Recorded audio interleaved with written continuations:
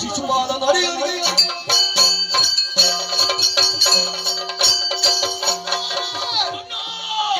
ಬ್ರಹ್ಮರಥೋತ್ಸವಾಗುತ್ತುಂಟ ಹೇಗೆ ಅದೇ ನಾನು ನೋಡುದಿಲ್ಲ ಅಂತಾದ್ರೆ ಎಲ್ಲರೂ ಒಕ್ಕರಣಿನಿಂದ ಗೋವಿಂದ ಅನ್ನುವ ಹಾಗೆ ಉದ್ಗಾರವನ್ನ ಎಸಗಿದ್ರಲ್ಲ ಇದು ಎಲ್ಲಿಂದ ಹೇಗೆ ಅನ್ನುವ ಹಾಗೆ ದಿಟ್ಟಿಸಿ ನೋಡಿದೆ ಅಂತಾದ್ರೆ ಅಗ್ರಪೀಠದಲ್ಲಿ ಕುಳಿತದ್ದು ಯಾರು? ಕೃಷ್ಣ. ಹೌದು, ಎಲ್ಲಿಯವರೆಗೆ ಕಾಲ ತಲುಪಿತು ಅಂತ ನಾನು ಆಲೋಚನೆ ಮಾಡುದು. ಹೌದು, ಯೋಗ್ಯತಾವಂತರಿರುವಂತಹ ಈ ಸಭೆಯಲ್ಲಿ ಹೋಗಿ ಹೋಗಿ ಕೃಷ್ಣನಿಗೆ ಪೀಠವನ್ನ ಕೊಟ್ಟರು. ಆದ್ರೆ ಯಾರು ಇಲ್ಲಿ ಮಾತನಾಡುವುದಿಲ್ಲ. ಯಾಕೆ? ಎಲ್ಲರೂ ಪಕ್ಷ ಕಟ್ಟಿ ಕೂತಿದ್ದಾರೆ. ಈಗ ಪಕ್ಷ ಕಟ್ಟುವವರಿದ್ದಾರೆ. ಈಗ ಪಕ್ಷದಲ್ಲೆಲ್ಲ ನಡೆಯುವುದು. ಹೌದಾ? ಈಗ ವಿರೋಧ ಪಕ್ಷದವರು ಯಾರು ಅಂತ ಕೇಳಿದ್ರೆ ನಾವೇ ಆಗಿದ್ದೇವೆ. ಹೌದಾ? ಹೌದು. ಹೇಗೆ? ಕೆಲವರು ಪಾಂಡವರ ಪಕ್ಷದಲ್ಲಿ. ಪಾಂಡವರು ಎಷ್ಟಾದ್ರೂ ನಮ್ಮವರು. ನಿಜ. ನಮ್ಮವರು ಮಾಡುವಂತಹ ಯಾಗಕ್ಕೆ ನಾವ್ಯಾಕೆ ತೊಂದರೆ ಮಾಡುದು ಅನ್ನೋ ಹಾಗೆ ಆಲೋಚನೆ ಮಾಡಿಕೊಂಡು ಸುಮ್ಮನಿದ್ದಾರೆ. ಹೌದಪ್ಪ. ಇನ್ನು ಕೆಲವರಿದ್ದಾರೆ ಹರಿಭಕ್ತಿಯಲ್ಲಿ ಹರಿಯೇ ಕೃಷ್ಣಾವತಾರವನ್ನಿತ್ತಿದ್ದಾನೆ ಅನ್ನುವ ಹಾಗೆ ಆಲೋಚನೆ ಮಾಡಿರುವವರು. ನಿಜ. ಅವರು ಮಾತನಾಡುವುದಿಲ್ಲ. ಮಾತಾಡ್ಲಿಕ್ಕೆ ಇನ್ನು ಕೆಲವರಿದ್ದಾರೆ ಅನುಚಿತದ ಭೀತಿಯಲ್ಲಿ. ಹೌದಪ್ಪ. ಅಂದ್ರೆ ಎಲ್ಲಿ ನಮಗೆ ಸಹಕಾರವನ್ನು ಒಡ್ಡಿದ್ರಿ ಎಂದಾದ್ರೆ ಪಾಂಡವರಿಗೆ ಬೇಸರ ಆಗುತ್ತದೆ. ಹೌದಪ್ಪ. ಪಾಂಡವರ ಜೊತೆಗೆ ಹೋದ್ರಿ ಎಂದಾದ್ರಿ ಎಲ್ಲಿಯಾದ್ರೂ ನಮಗೆ ತೊಂದರೆ ಆಗುತ್ತೆ. ಈ ರೀತಿಯಾಗಿ ಆಲೋಚನೆ ಮಾಡುವವರು. ಮತ್ತೆ ಇನ್ನು ಕೆಲವರಿದ್ದಾರೆ ನಮಗೆ ಯಾಕೆ ಎಂದೇನು, ಯಾರ್ಯಾರ ಹೆಂಡತಿ ಯಾರ್ಯಾರ ಜೊತೆಗೆ ಓಡಿ ಹೋದ್ರೂ ತೊಂದರೆ ಇಲ್ಲ, ನನ್ನ ಹೆಂಡತಿ ನನ್ನ ಜೊತೆಗಿದ್ರೆ ಸಾಕನ್ನು ಹಾಗೆ ಆಲೋಚನೆ ಮಾಡುವವರು. ಹೌದಪ್ಪ. ಈಗ ಯಾಗಕ್ಕೆ ಬಂದದ್ದು ಯಾಕೆ? ಎಲ್ಲಿಯಾದ್ರೂ ಊಟ ದಕ್ಷಿಣೆ ಉಂಟು ಅಂತಾದ್ರೆ ಮತ್ತೆ ಯಾವ ಸಾಹಸವೂ ಬೇಡ ಅಂತ ಆಲೋಚನೆ ಮಾಡುವ. ಹೌದು.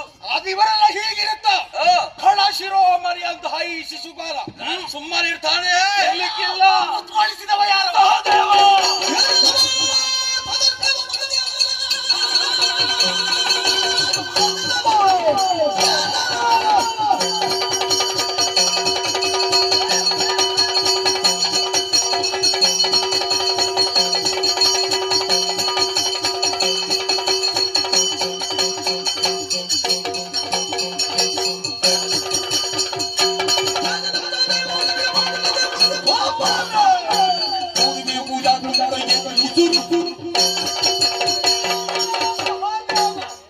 ವಸುದೆಯ ಮಾನನಿಧಿಗಳಿರುವಂತಹ ಸಭೆ. ಶ್ರೀಮಂತರಿದ್ದಾರೆ, ಧೀಮಂತರಿದ್ದಾರೆ, ವಿಕ್ರಮಿಗಳಿದ್ದಾರೆ. ಅಂತದ್ರಲ್ಲಿ ಗೋಪರ ಸೂರ್ಯನಿಗೆ ಪೂಜಾಗ್ರ ಪೀಠವನ್ನು ಕೊಟ್ಟಿದ್ಯಲ್ಲ, ಯಾಕೆ ಕೊಟ್ಟೆ? ಸಣ್ಣ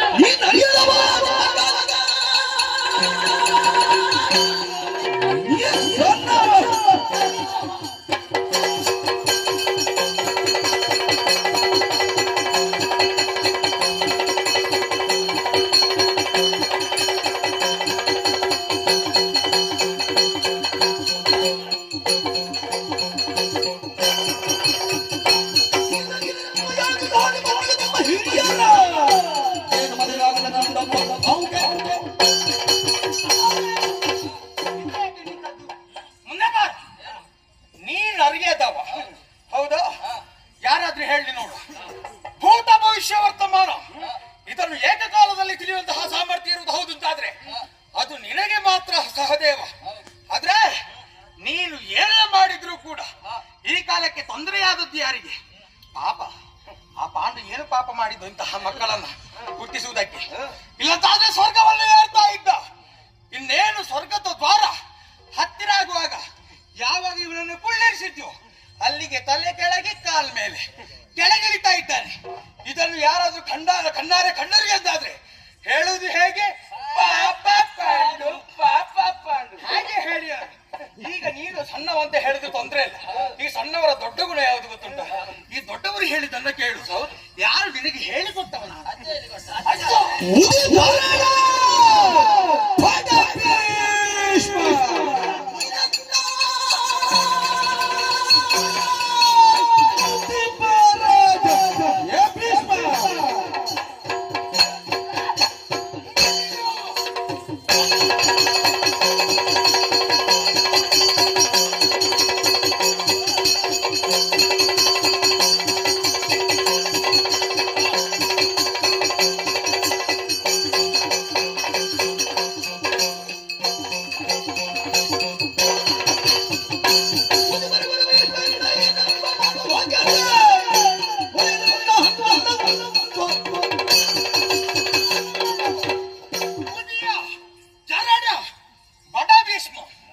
ನೀನು ಬಡ ಭೀಷ್ಮ. ಎಲ್ಲವೂ ಮಾತಿನಿಂದಲೇ ಆಗುತ್ತದೆ ಅನ್ನೋ ಹಾಗೆ ಆಲೋಚನೆ ಮಾಡಿಕೊಂಡು ಏನು ಬೇಕಾದ್ರೂ ಮಾತನಾಡಿ. ಕಾರ್ಯಕ್ರಮ ಅವರದ್ದು, ನಿರ್ದೇಶನ ನಿನ್ನದ್ದಲ್ಲ. ಎಲ್ಲ ಏನು ಹೇಳಿದ್ರು ನಡೀತದನ್ನು ಹಾಗೆ ಆಲೋಚನೆ ಮಾಡಿದ್ಯ. ಊರು ಹೋಗು ಅಂತದೆ, ಕಾಡು ಬಾ ಅಂತದೆ. ಚರ್ಮ ಜ್ಯೋತಿ ಬಿದ್ದಿದೆ, ನಾಲೆಗೆ ತಡವರಿಸ್ತದೆ, ದೇಹ ಕಂಪಿಸ್ತದೆ. ಇಷ್ಟೆಲ್ಲ ಆದ್ರೂ ಕೂಡ ಇವ ಸಾಯ್ಲಿಲ್ಲ ಯಾಕೆ? ಇವರ ನಂತರ ಹುಟ್ಟಿದವರೆಲ್ಲ ಸತ್ತು ಹೋದ್ರು. ಹೌದು, ಇವ ಸಾಯ್ಲಿಲ್ಲ ಯಾಕೆ? ಇವನ ಹತ್ರ 800 ಉಂಟು. ಓಹೋ, 800 ಇದ್ದವರು ಬೇಗ ಮುಗಿದು ಸಾಯುವುದೇ ಅಲ್ಲ. 800 ವರ್ಷ ವಯಸ್ಸು. ಹಾಗೆ ಇವ ಸಾಯ್ಲಿಲ್ಲ. ಆದ್ದರಿಂದಲೇ ಹೇಳುದು ಇದ್ದವರೆಲ್ಲ ಬೇಕಾಗುತ್ತದೆ. ಹಾಗಿದ್ರು ಈ ರೀತಿಯಾಗಿ ಮಾಡಿದ್ದರಿಂದ ತೊಂದರೆ ಆದದ್ದವರಿಗೆ ನೀನು ಒಮ್ಮೊಮ್ಮೆ ಮಾಡುವುದು ನೋಡುವುದುಂಟಲ್ಲ, ಸಭೆ ನೋಡ.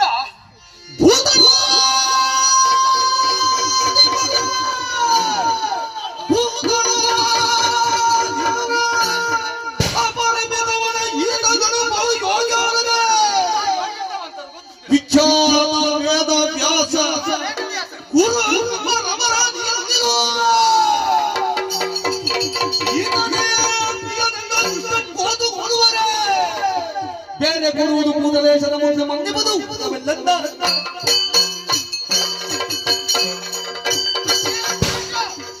ಈಗಿನ ನಿನಗೆ ಕಣ್ಣು ಕಾಣುದಿಲ್ಲ ಅಂತ ಕಾಣುತ್ತದೆ. ಇಲ್ಲಂತಾದ್ರೆ ಸಭೆ ನೋಡು, ಎಂತಹ ಸಭೆ ಇದ್ದು. ಭೂತಳೋದಿಪರ ಅಪರಿಮಿತ ವಧೆ, ನೀನು ಅಪರಿಮಿತರ ವಧೆ ಮಾಡಿದ್ದು. ಇಲ್ಲಂತಾದ್ರೆ ವಿಖ್ಯಾತ ವೇದವ್ಯಾಸರಿದ್ದಾರೆ. ಪರೋಕ್ಷವಾಗಿ ಪಾಂಡು ಚಕ್ರವರ್ತಿ ಹುಟ್ಟಬೇಕು ಅಂತಾದ್ರೆ ಕಾರಣ ಅವರು. ಅವರಿಗಾದ್ರೆ ಈ ಪೀಠವನ್ನು ಕೊಡಬಹುದಿತ್ತು. ಮತ್ತೊಬ್ಬರಿದ್ದಾರೆ ಕೃಪಾಚಾರ್ಯರು, ಅವರಿಗೆ ಈ ಪೀಠವನ್ನು ಕೊಡ್ತಿದ್ರೆ ನಿನಗೊಂದು ಪುಣ್ಯ ಇತ್ತು. ಎಂತದ್ದು ಗೊತ್ತುಂಟು? ಗುರು ವಂದನೆ ಮಾಡಿದ ಒಂದು ಕಾರ್ಯಕ್ರಮ ಮಾಡಿದಂತ ಆಗುತ್ತದೆ, ಅದೊಂದು ಪುಣ್ಯ ಇತ್ತು. ಅದು ಮಾಡಲಿಲ್ಲ. ದ್ರೋಣಾಚಾರ್ಯರಿದ್ದಾರೆ, ಉಭಯಕುಲ ಬಿಲ್ಲೂಜರು, ಶಾಪಾದಪಿ ಶರಾದಪಿ ಎಂಬ ಧಾನ್ಯಗಲತೆಗೆ ಪಾತ್ರರಾದಂತಹ ಆ ದ್ರೋಣಾಚಾರ್ಯರಿದ್ದಾರೆ. ಅವರಿಗಾದ್ರೂ ಕೊಡಬಹುದಿತ್ತು, ಅದು ಮಾಡ್ಲಿಲ್ಲ. ಮಾಡಿ ನೋಡು ಹಾಗಿಂದ ತಲೆ ಮೇಲೆ ಮಾಡ್ತಾನೆ. ಈಗ ಕೊಡ್ತಾನೆ, ಈಗ ಪೀಠ ಸಿಗುತ್ತದೆ, ಈಗ ಪೀಠ ಸಿಗುತ್ತದೆ. ಆದ್ರೂ ಅವನಿಗೂ ಕೊಡ್ಲಿಲ್ಲ. ತೊಂದರೆ ಇಲ್ಲ, ನನ್ನ ತಮ್ಮ ಇದ್ದ, ನಾನಿದ್ದಲ್ವಾ ಯಥಾರ್ಥಕ ಹೇಳ್ಬೇಕು. ಇನ್ನು ಮುಂದಿನ ಜಾಗಕ್ಕಾಗುವಂತ ಹೇಳಿದ್ರು ಅವರೆಲ್ಲಾದ್ರೂ ಕುಳಿಸುವಂತ ಅದು ಮಾಡ್ಲಿಲ್ಲ. ಈ ಕಾಲಕ್ಕೆ ಈ ರೀತಿಯಾಗಿ ಮಾಡಿದ್ಯಲ್ಲ, ನಿನಗೆ ಹಾಗೂ ಕೃಷ್ಣನಿಗೆ ಒಂದು ಸನ್ಮಾನ ಮಾಡ್ಬೇಕು ಅಂತ ಇದ್ರೆ ನಿನ್ನದು ಪರೋಕ್ಷ ಪಟ್ಟಡಿ ಇಲ್ವಾ? ಅಲ್ಲಿಗೆ ಹೊರಗಡೆ ತಡೆದುಕೊಂಡು ಹೋಗು. ಏನು ಫಲಪುಷ್ಪ ತಾಂಬೂಲ ಬೇಕಾದ ಒಂದು ಸ್ಮಾರಕಕ್ಕೆ ನೀನೇ ನಿರ್ಮಿಸಿಕೊಡು, ನಮ್ಮದೇನು ಆಕ್ಷೇಪ ಇರ್ಲಿಲ್ಲ. ಆದ್ರೆ ಈ ಕಾಲಕ್ಕೆ ನಮ್ಮ ಮುಂದೆ ನೀನು ಸನ್ಮಾನಿಸಿದ್ಯಲ್ಲ, ಅದು ಅಪರಾಧ ಅಂತ ಹೇಳುದು. ನಾವೇನು ಧರ್ಮಕ್ಕೆ ಬಂದದ್ದಲ್ಲ, ಕೊಡ್ಲಿಲ್ವಲ್ಲ.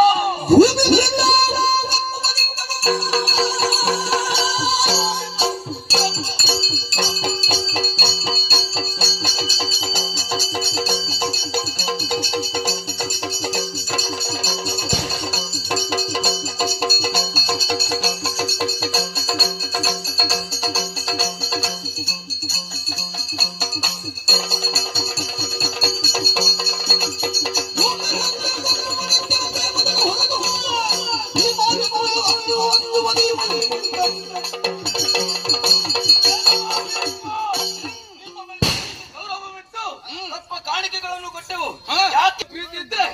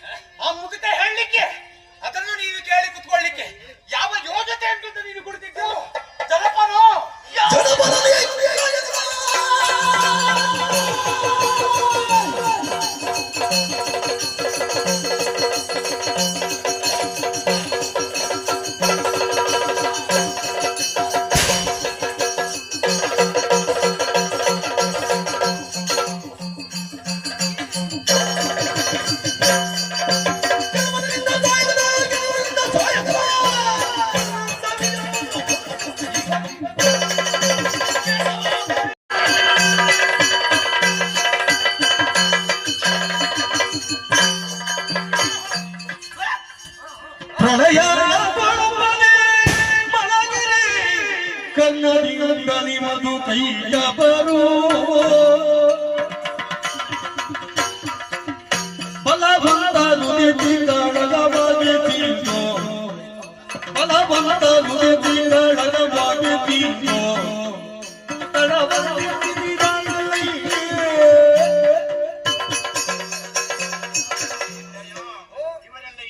ಮಾತನಾಡುತ್ತಾರೆ. ಯಾವುದನ್ನು ಕೇಳುವುದಕ್ಕಾಗುವುದಿಲ್ಲ ಅಜ್ಜಯ್ಯ, ಯಾವುದನ್ನು ಕೇಳುವುದಕ್ಕಾಗುವುದಿಲ್ಲ. ಮತ್ತೆ ಅಜ್ಜಯ್ಯ ಏನು ಧರ್ಮಜ, ಇದಕ್ಕಾಗಿ ನೀನು ಚಿಂತಿಸುವುದು ಸರಿಯಲ್ಲ.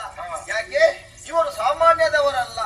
ಅಂದ್ರೆ ಒಂದು ಕಾಲದಲ್ಲಿ ಪ್ರಪಂಚವೇ ಲಯಮಯವಾಗುವಂತಹ ಸಂದರ್ಭದಲ್ಲಿ, ಜಲಪ್ರಯವಾಗುವಂತಹ ಸಂದರ್ಭದಲ್ಲಿ ಹೌದು.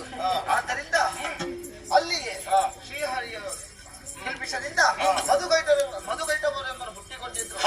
ಅದರ ಮೇಧಸ್ಸನ್ನು ನಿರ್ಮಾಣವಾಗಿ ಮೇದಿನಿಯನ್ನು ನಿರ್ಮಾಣ ಮಾಡಿದ್ರು. ಅಷ್ಟು ಮಾತ್ರವಲ್ಲದೆ ಇವರು ಬೇರೆ ಯಾರು ಅಲ್ಲ. ಇವರು ಆಗುವುದಕ್ಕೆ ಯಾರು? ನೀನು ಏನೇ ಹೇಳಿದ್ರೆ ಕೇಳಿಲ್ಲ. ಮೊದಲು ಯಾಕೆ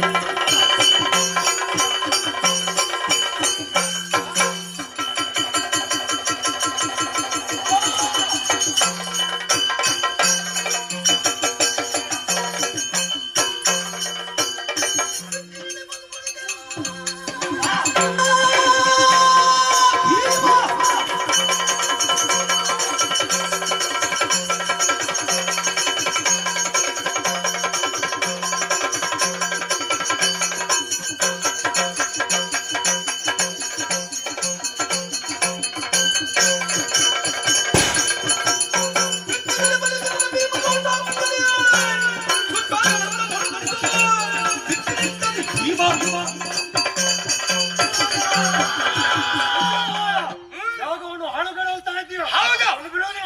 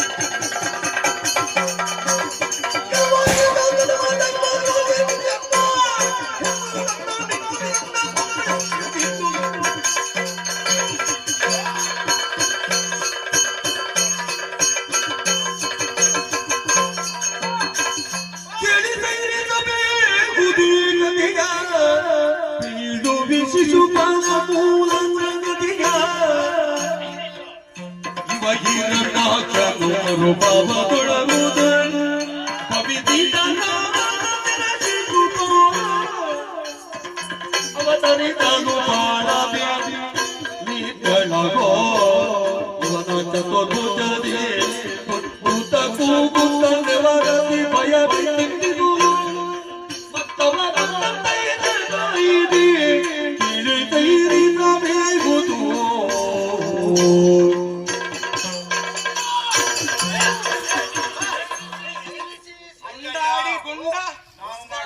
ಎಂತ ಗೊತ್ತುಂಟು? ಅದು ಪಾಯಸ ತಲೆ ಹಿಡಿಯೋದು ನೋಡಿಕೊಳ್ಳಿ. ಮಾತಾಡಬೇಡಿ, ದುಷ್ಟರಿವರು ದುಷ್ಟರು ಯಾಗ ಹಾಳು ಮಾಡುತ್ತಾ ಇದ್ದಾರೆ. ಒಂದು ವೇಳೆಗೆ ಹೀಗೆ ಅವರನ್ನೆಲ್ಲ ದುಷ್ಟ ಹೇಳ್ತೇವೆ. ಯಾಗ ಹಾಳಾದ್ರೆ ನಮ್ಮ ತಂದೆಯವರಿಗೆ ಸದ್ಗತಿ ಸಿಗುವುದಾದ್ರೂ ಹೇಗೆ? ಯಾವಾಗ ಸಿಗ್ತದೆ? ನಿಮ್ಮಂತ ಮಕ್ಕಳು ಹುಟ್ಟಿದ್ರೆ ಯಾವಾಗ ಸಿಗ್ತದೆ? ಪೀಠದಲ್ಲಿ ಕುಳಿತುಕೊಳ್ಳುವಂತ ಯೋಗ್ಯತೆ ಇಲ್ವಾ ಅಜ್ಜಯ್ಯ? ಇಲ್ವಾ? ಧರ್ಮಜ, ನೀನು ಚಿಂತಿಸೋದು ಸರಿಯಲ್ಲ. ಇಷ್ಟು ಎಲ್ಲ ಹಾರಾಡುವುದಕ್ಕೆ ಕಾರಣ ಯಾರು? ಇವರು ಯಾರು ಏನಂತ ನಿಮಗೆ ಗೊತ್ತಾಗಿದೆ? ಇವರು ಬೇರೆ ಯಾರು ಅಲ್ಲ, ಮೊದಲಾಗಿ ಜಯ ವಿಜಯರು ಇವರು. ಈಗ ನಮ್ಮ ಕತೆ ಹೇಳಿದ್ರೆ ನಮ್ಮ ಕತೆ, ನಿಮ್ಮ ಕತೆ ಬಹಳ ಒಳ್ಳೆಯದು, ನಿಮ್ಮ ಕತೆ. ಆದ್ರೆ ಇವರು ಇಲ್ಲಿದ್ದವರಲ್ಲ, ವೈಕುಂಠ ಲೋಕದಲ್ಲಿ ದ್ವಾರಪಾಲಕರಾಗಿದ್ದವರಲ್ಲಿ ಅಲ್ಲಿದ್ದಂತಹ ವೇಳೆಯಲ್ಲಿ ಸನಕಾದಿ ಮುನಿಗಳು ಅಲ್ಲಿ ಬಂದಿದ್ರು. ಬಂದಂತಹ ಸನಕಾದಿ ಮುನಿಗಳನ್ನು ಇವರು ತಡೆದು ಶಿಕ್ಷೆಯನ್ನು ಕೊಟ್ಟು ಅವರಿಗೆ ಕೋಪಗೊಂಡಂತಹ ಅವರು ಇವರಿಗೆ ಶಾಪವನ್ನು ಕೊಟ್ಟರು. ಭೂಲೋಕದಲ್ಲಿ ದುಷ್ಟರಾಗಿ ಹುಟ್ಟಿ ಅಂತ. ಆದ್ದರಿಂದ ಇವರು ದುಷ್ಟರಾಗಿ ಹುಟ್ಟಿದ್ದಾರೆ. ಹುಟ್ಟಿದ್ದು ಮಾತ್ರವಲ್ಲ, ಇವರು ಹುಟ್ಟುವುದಕ್ಕೆ ಕಾರಣ ಹೇಗೆ ಗೊತ್ತಾ? ಇವರಿಗೆ ಶ್ರೀಹರಿಯಲ್ಲಿ ಹೋಗಿ ಅಲ್ಲಿ ಶಾಪ ವಿಮೋಚನೆಯನ್ನು ಕೇಳಿದ್ರು. ಕೇಳಿದಂತಹ ವೇಳೆಯಲ್ಲಿ ಅವರಿಗೆ 3 ಜನ್ಮ ಸಾಕು 7 ಜನ್ಮ ಸಾಕು ಎಂದು ಕೇಳಿ, ಅಲ್ಲ ನಾವು ಹಾಗೆ ತ್ರಿಜನ್ಮ ಸಾಕು ಅಂತ ಆಲೋಚನೆ ಮಾಡಿ, ಆದ್ದರಿಂದ ಇವರಿಗೆ ಆದಷ್ಟು ಅಲ್ಲಿ ಬರಬೇಕಲ್ಲ, 3 ಜನ್ಮವನ್ನೇ ಸಾಕು ಅಂತ ಇವರು ಹೇಳಿದವರಿದ್ದಾರೆ. ಆದ್ದರಿಂದ ಹೀಗಾಗಿ ಇವರು ಹುಟ್ಟಿದ ಹೇಗೆ? ಮೊದಲಾಗಿ ಹಿರಣ್ಯಾಕ್ಷ ಹಿರಣ್ಯಕಶಿಪು ರಾವಣ ಕುಂಭಕರ್ಣ. ಅಷ್ಟು ಮಾತ್ರವಲ್ಲ, ಈಗ ಶಿಶುಪಾಲದಂತಹ ಪ್ರಾಣಿಗಳಾಗಿ ಹುಟ್ಟಿದ್ದಾರೆ. ಆದ್ರೆ ಇವರ ಕಥೆಯೇ ಬೇರೆ ಉಂಟು. ಹೇಗೆ? ಇವರು ಬೇರೆ ಕತೆ ತಗೋದು ಕಿವಿ ನೆಟ್ಟಗಾಗುತ್ತೆ. ಹೌದೌದು, ಅವರವರ ಕತೆ ಬರುವಾಗ ಅವರು ಕಿವಿ ನೆಟ್ಟಿಗೆ ಮಾಡಲೇಬೇಕು. ಆದ್ದರಿಂದ ಇವರು ಹುಟ್ಟುವಾಗ ಸಾಮಾನ್ಯವಾಗಿ ಇರ್ಲಿಲ್ಲ. ಇಷ್ಟೇ ಸೊಂಡ, ಇಷ್ಟೇ ಅದು ಎಲ್ಲರೂ ಅಷ್ಟೇ. ಅದೇ ವಿಕಾರ ಸ್ವರೂಪ, 4 ಕೈ 3 ಕಣ್ಣು, ಹೆಚ್ಚಿನ ಈಗ ನಿಮ್ಮಲ್ಲೇ ಕೇಳ್ತೇನೆ. ಈಗ ದೇವಿ ಮಹಾತ್ಮೆಯಲ್ಲಿ ದೇವಿಗೆ ಅಷ್ಟಭುಜ ಇದ್ರೆ ದೇವಿ ಮಹಾತ್ಮೆ ಅಂತ ಹೇಳೋದಿಲ್ವಾ? ಇದು ಶಿಶುಪಾಲ ಮಹಾತ್ಮೆ ಅಂತ ಹೇಳೋದಕ್ಕೆ ನಿಮಗೆ ಸಂಕಟವ? ಹೌದು.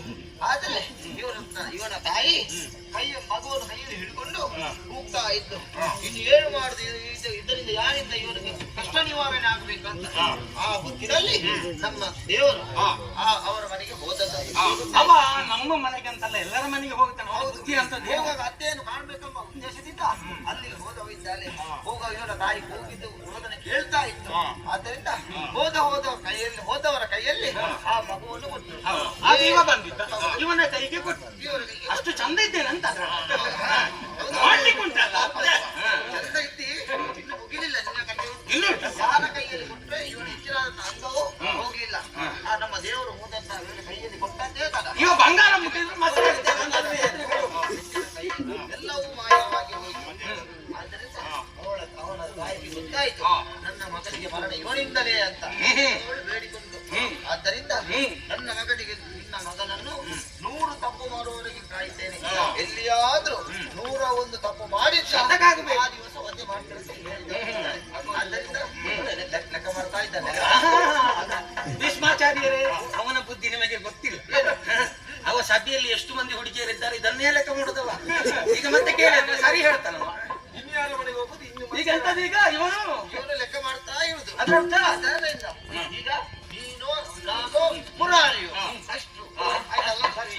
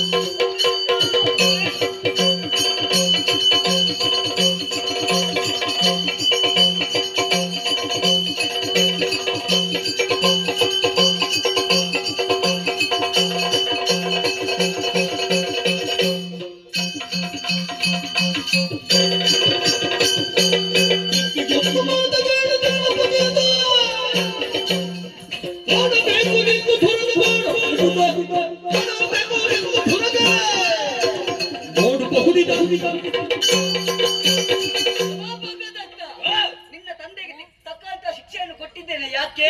ಅವ ತಪ್ಪು ದಾರಿಯಲ್ಲಿ ನಡೆದ ಕಾರಣ ಅವನಿಗೆ ತಕ್ಕಂತ ಶಿಕ್ಷೆಯನ್ನು ಕೊಟ್ಟಿದ್ದೇನೆ. ಹೌದಾ? ಅದೇ ಶಿಕ್ಷೆ ನಿನ್ನ ಪಾಲಿಗೆ ಕೊಡ್ತೇನೆ.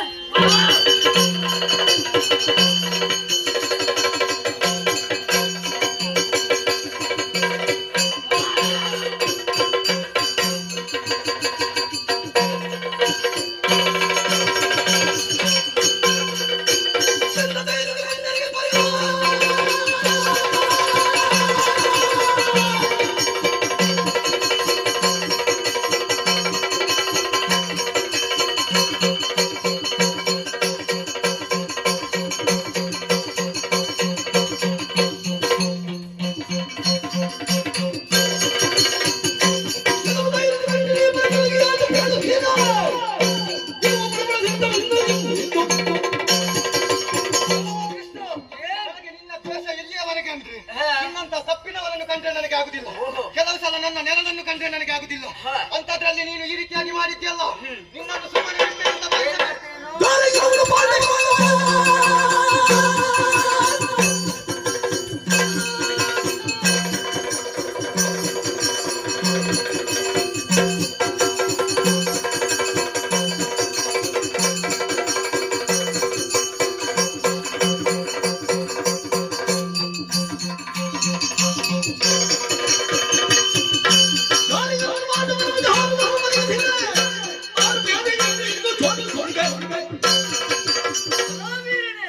ನಿಮ್ಮೊಡೆಯ ತಪ್ಪು ದಾರಿಯಲ್ಲಿ ನಡೆದಿರುವಂತಹ ವೇಳೆಯಲ್ಲಿ ಅವನನ್ನು ಸರಿದಾರಿಗೆ ತರಬೇಕಾದವರು ನೀವು.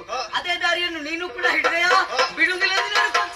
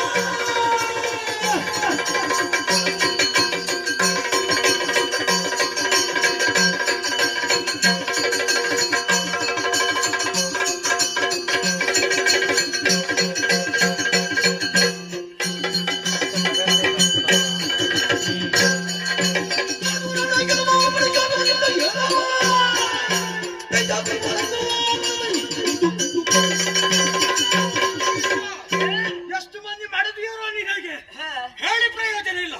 ಉಳಿದವರ ವಿಚಾರ ಬಿಡು. ಈಗ ನನ್ನ ವಿಚಾರದ ಬಗ್ಗೆ ಹೇಳ್ತೇನೆ. ಯಾವುದು? ನಾನು ಮದುವೆ ಆಗುವಂತಹ ರುಕ್ಮಿಣಿಯನ್ನ ಅಪಹರಿಸಿಕೊಂಡು ಅಂತಹ ಪಾಪಿ ಸಿಕ್ಕಿದೆ. ನಿನ್ನ ರಕ್ತ ಕುಡಿತಾರೆ.